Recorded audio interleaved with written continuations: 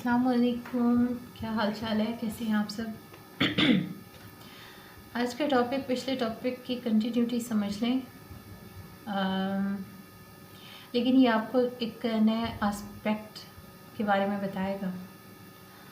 और एस्पेक्ट जो है, आपने वो हदीस कुदसी सबने सुनी होगी। मुझे वो लफ्ज़ याद नहीं है, लेकिन उसका मफ़हूम मुझे याद है। वो है जिसमें अल्लाह ताला फरमाता है कि इंसान से कहता है कि एक तुम्हारी चाहत है और एक मेरी चाहत है, लेकिन होगा वही जो मेरी चाहत है। और फिर अल्लाह ने जो आगे फरमाया उसका मफ़हूम है कि तुम बेहतर यही है कि तुम अपनी चाहत को मेरी चाहत के सांचे में ढाल लो, और अगर तुम ऐसा नहीं करोगे तो फिर मैं तुम्हें थका दूँगा। ये सारा जो मैंने कहा ये हदीस कुदसी का मफ़हूम है। यहाँ आप कुछ बातें, इस हदीस को जब हम पढ़ते हैं ना, तो कुछ बातें काबिल गौर हैं। मसलन अल्लाह ने फरमाया कि एक तुम्हारी चाहत है, एक मेरी चाहत है, होगा वही जो मेरी चाहत है। बेहतर है कि तुम अपनी चाहत को मेरी चाहत में ढाल लो। एक बात इससे डायरेक्ट ये समझ में आ रही है कि जब अल्लाह ने कहा है कि अपनी चाहत को मेरी चाहत में ढाल लो, तो ज़रूर कोई ऐसे तरीके होंगे जिनसे हमें पता चल सकेगा कि अल्लाह की चाहत क्या है। अब प्लीज़ डोंट टेल मी कि अल्लाह की चाहत नमाज़ पढ़ना है, कुरान पढ़ना है, रोज़े रखना है। ऑब्वियसली ये है, लेकिन अल्लाह का हमसे ताल्लुक़ सिर्फ नमाज रोज़े की हद तक नहीं है। हमारे दीन का ताल्लुक़ सिर्फ नमाज रोज़े ज़कात की हद तक नहीं है। इस्लाम is a code of life. इस्लाम एक तर्ज़ हयात है, एक रास्ता है, ज़िंदगी गुजारने का एक तरीका है। और अल्लाह और हमारा ताल्लुक़ हर सांस का है। सांस से पहले का भी है, सांस के बाद का भी है। तो जब अल्लाह की चाहत की बात आएगी तो इसका मतलब हमारी पूरी लाइफ के बारे में, हमारी लाइफ के हर मामले के बारे में अल्लाह की चाहत की बात हो रही है, अल्लाह के इरादे की बात हो रही है। तो जब अल्लाह ने कहा है कि तुम अपने इरादे को मेरे इरादे में ढाल लो, तो डेफिनेटली कुछ ऐसे तरीके होंगे कि जिससे हमें अल्लाह की चाहत पता चल सकेगी। पता चलेगी तभी हम अपनी चाहत, अपने इरादों को अल्लाह के इरादों के ताबे बना देंगे। अब एक और बात यहाँ मैं डिस्कस करना चाहती हूँ कि डिप्रेशन, एंजाइटी, तकलीफ़, बेसुकूनी, बेकरारी, बेचैनी, सारा कुछ हो के भी खुशी ना होना, ये सब क्यों पैदा होता है? ऐसा उस वक्त होता है जब इंसान की चाहत और अल्लाह की चाहत सेम पेज पर नहीं होते हैं। क्योंकि अल्लाह ने खुद फरमाया कि तुम अगर अपनी चाहत को मेरी चाहत के ताबे नहीं बनाओगे तो फिर मैं तुम्हें थका दूँगा। थका हुआ इंसान क्या होता है? वो मायूस होता है, दुखी होता है, परेशान होता है। फिर जब ये सिचुएशन लंबे अरसे तक रहती है तो फिर वो क्या होता है? फिर वो एंजाइटी का शिकार होता है, फिर वो डिप्रेस होता है, फिर आगे क्या क्या होता है आपको सब पता है। तो बात शुरू हुई यहाँ से कि जब इंसान का इरादा और अल्लाह का इरादा सेम पेज पर नहीं होंगे तब ये सारा काम शुरू होगा। दूसरे लफ्ज़ों में, अगर इंसान का इरादा अल्लाह के इरादे के ताबे हो जाता है, दोनों सेम पेज पर आ जाते हैं, तो क्या होगा? सारी बेचैनी, सारी बेसुकूनी ख़त्म हो जाएगी, क्योंकि इंसान का वो इरादा पूरा हो जाएगा। भाई अल्लाह ने कहा है कि होना वही है जो मेरी चाहत है। तो जब आपकी चाहत वैसी ही है, बिल्कुल वैसी ही है जैसी अल्लाह की चाहत है, तो फिर आपकी चाहत पूरी नहीं होगी?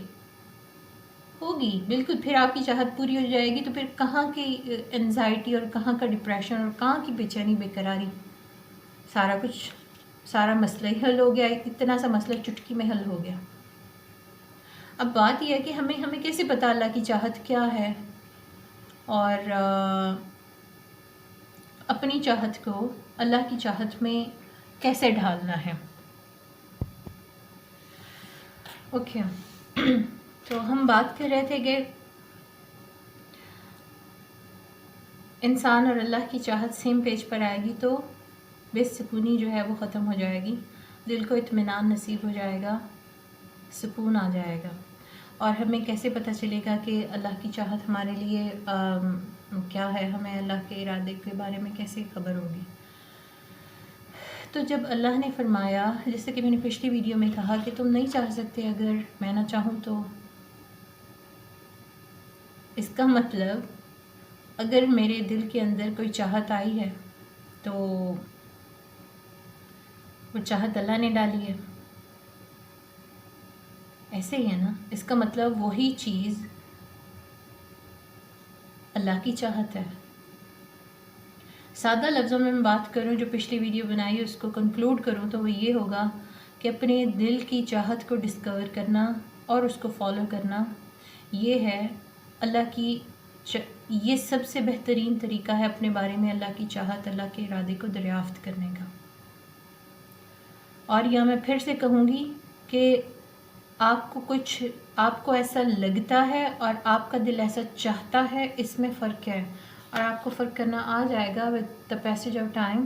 اور اس پر ہم سیپریٹ ویڈیو بھی کر لیں گے کہ کنفیوژن نہ ہو جائے کہ آپ کی خواہش اور دل کی چاہت میں کیا فرق ہوتا ہے. بہرحال کہ جو اپنے دل کی سنے گا، اپنی جینوئن سیلف بنے گا، وہ اللہ تعالیٰ کے ارادے سے ہو جائے گا واقف. اب یہاں ایک اور پہلو بھی ہے، کیونکہ صرف دل وہ جگہ نہیں ہے جس کے ذریعے سے اللہ تعالیٰ ہمیں گائیڈ کر رہا ہے. ایک طریقہ ہے، لیکن اور بھی کچھ ایسا ہے جسے اگر ہم اپنی نظر میں رکھیں تو ہمیں اپنے بارے میں اللہ تعالیٰ کے ارادے کو سمجھنے میں مدد مل سکتی ہے. اور وہ اس طرح سے ہے کہ آپ کو کچھ سوالوں کے جواب معلوم کرنے ہیں، اپنے آپ سے کچھ سوال پوچھنے ہیں. مثلا کیا آپ نے یہ ڈیسائیڈ کیا تھا کہ آپ کون سے زمانے میں پیدا ہوں گے؟ بھئی آپ آج کے زمانے میں موجود ہیں، آپ 1000 سال پہلے کیوں نہیں پیدا ہوئے؟ آپ حضور علیہ السلام کے زمانے میں پیدا کیوں نہیں ہوئے؟ یا آپ اب سے 2 صدیاں بعد کیوں نہیں پیدا ہوئے؟ آپ اسی زمانے میں کیوں پیدا ہو گئے؟ کس نے ڈیسائیڈ کیا تھا یہ؟ اللہ نے. چلیں اچھا، پھر کیا آپ نے ڈیسائیڈ کیا تھا کہ آپ پاکستان میں پیدا ہوں گے؟ آپ امریکہ میں کیوں نہیں پیدا ہوئے؟ آپ دل میں سوچ رہے ہوں گے پیدا ہو جاتے تو کتنی اچھی بات تھی. چائنا میں کیوں نہیں پیدا ہوئے؟ آپ کسی اور کنٹری میں کیوں نہیں پیدا ہوئے؟ پاکستان میں کیوں آ گئے ہو؟ آپ سے نہیں پوچھا، کسی نے نہیں پوچھا، آپ کو پاکستان میں پیدا کر دیا. کس نے کیا؟ اللہ نے کر دیا.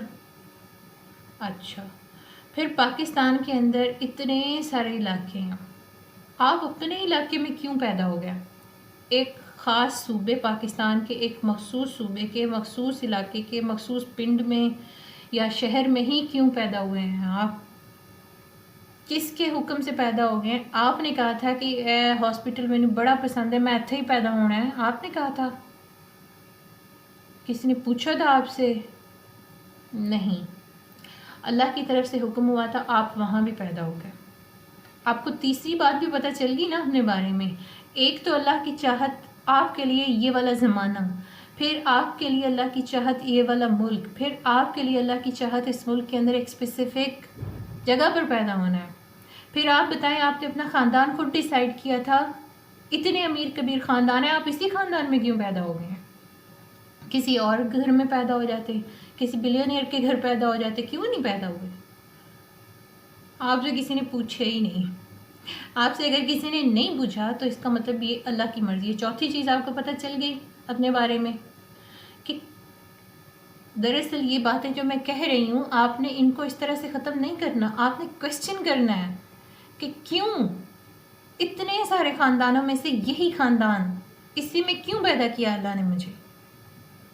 پھر آپ کی اتنی بڑی فیملی، جو بھی آپ کی ذات برادری ہے، اس کے اندر کئی گھر ہوں گے، اپنے ماں باپ کے گھر ہی کیوں پیدا ہو گئے؟ آپ کے ماں باپ کوئی اور بھی تو ہو سکتے تھے، وہ آپ کے امی ابو ہی کیوں ہیں؟ یہ بھی آپ نے نہیں ڈیسائیڈ کیا. پھر اسی طرح آپ کو یہ کوشچن کرنا ہے کہ کیوں میرے ماں باپ ہی میرے ماں باپ کیوں ہیں, کوئی اور کیوں نہیں ہے. پھر آپ کے سبلنگز ہیں, آپ نے اپنے بہن بھائی خود نہیں ڈیسائیڈ کیے تھے. آپ دل میں کہہ رہے ہوں گے کیا ہی اچھا ہوتا ہمیں کرنے دیتے, میں اس لڑاکا بہن سے نجات حاصل کر لیتا, اور وہ دوسری کہہ رہی ہوگی کہ میں اپنے سست نکمے بھائی سے جان چھڑوا لیتی. کسی کام کو ہاتھ نہیں لگاتا ہے نا. لیکن ایسا نہیں ہوتا, آپ اپنی مرضی, آپ کی مرضی نہیں چلتی ہے یہاں, یہ بھی آپ کو دے دیے جاتے ہیں. پھر اسی طرح آپ کے عزیز و اقارب آتے ہیں, آپ نے ان کو بھی نہیں ڈیسائیڈ کیا کہ آپ کے ریلیٹیوز کون ہوں گے. اس کے بعد آپ کے مذہب, آپ کس مذہب میں پیدا ہوں گے, آپ کس مذہب پر چلیں گے, دیٹس اے ڈفرینٹ کویسچن. لیکن آپ کس مذہب کے اندر پیدا ہوں گے, جس گھر میں آپ پیدا ہوئے ہیں اس کا مذہب, اس کی سچویشن کیسی ہے, یہ بھی آپ نے ڈیسائیڈ نہیں کیا. آپ نے نہیں ڈیسائیڈ کیا کہ آپ کی شکل کیسی ہوگی. دیکھیں ہماری شکل کا ہم پر بہت گہرا اثر ہوتا ہے, لیکن آپ نے وہ بھی ڈیسائیڈ نہیں کیا.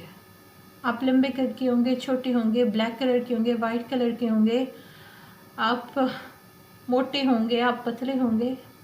اب میں یہ نہیں کہہ رہی کہ کھا کھا کے موٹے ہو جائیں, میں اس نیچرل سٹیٹ کی بات کر رہی ہوں کہ آپ نے اس کو نہیں ڈیسائیڈ کیا تھا کہ آپ کی شکل کیسی ہوگی. پھر آپ کو صحت کس لیول کی ملے گی, یہ بھی آپ نے نہیں ڈیسائیڈ کیا.